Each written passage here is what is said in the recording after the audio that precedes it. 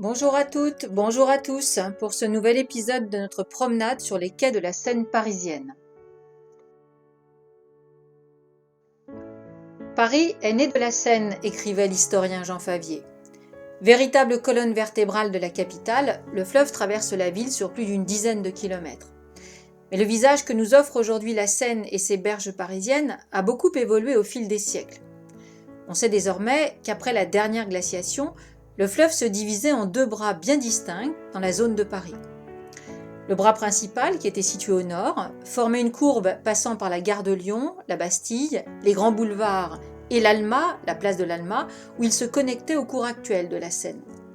Puis, peu à peu, le bras nord a été colmaté tandis que le cours principal du fleuve s'établissait sur le méandre méridional.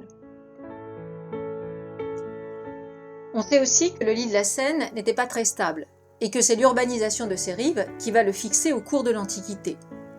L'aménagement des quais et des ports fixera un tracé régulier qui sera favorable au développement du commerce fluvial. Alors, bien que désormais réduit au nombre de deux, les îles et les îlots, il faut l'imaginer, étaient encore très nombreux après le Moyen-Âge.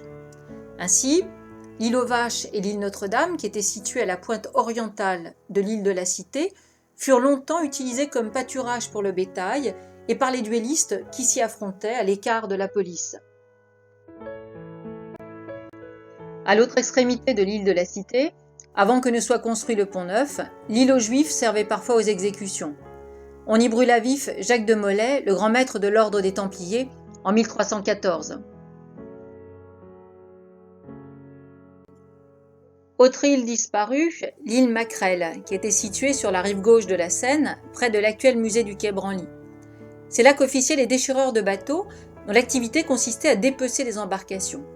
C'est vrai qu'au XVIIIe siècle, il y a un trafic fluvial qui est particulièrement important sur la Seine, et les bateaux de bois qui transportaient des marchandises jusqu'à Paris n'étaient pas tous destinés à faire le voyage dans l'autre sens. À l'arrivée, une fois déchargés, ils pouvaient être donc mis en pièces et recyclés comme bois de chauffage sur les marchés installés le long du fleuve.